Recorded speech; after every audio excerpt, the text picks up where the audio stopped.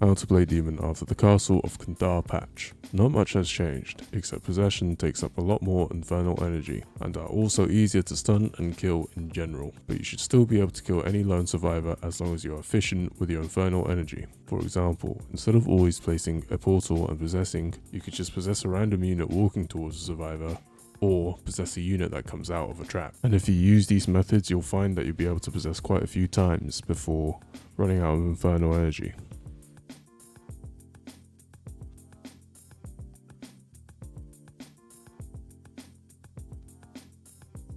But let's say there's a survivor in the middle of nowhere. Well, then you should place the portal far away from the survivor and let the AI close the distance. While the AI is closing the distance, you should go around collecting infernal energy, and then you possess the unit once they're close enough. And again, you'll be able to possess for a very long time.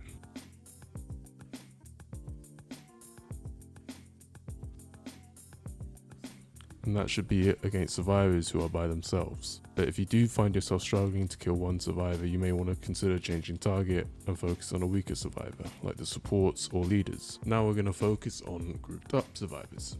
Pretty much against grouped up survivors, your goal is to reach level 10, especially for Warlord and Necromancer, as their early possession has been heavily weakened. So the best way to farm threat level is by constantly fearing and possessing the survivors. So you may want to consider leveling up your traps first, and also building fear increasing skills.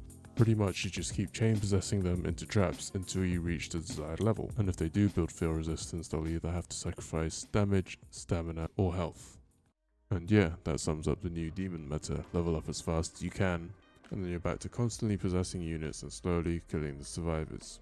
If you're going against warrior comps with good balance spell damage, use elites. If you're going against nimble survivors, use basics. And if you're going against tanky survivors who have good healing and are just generally avoiding you, play for the book. Unless you're playing Puppeteer, you're just gonna have to move it. And yeah, just don't give up.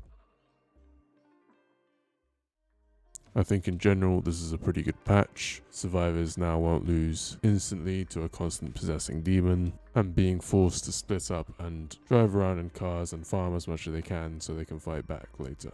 But I guess the only problem is that they still have this option, especially in the older maps. But other than that, I think this is a good step forward for the game. And yeah, that's it. Thanks for watching.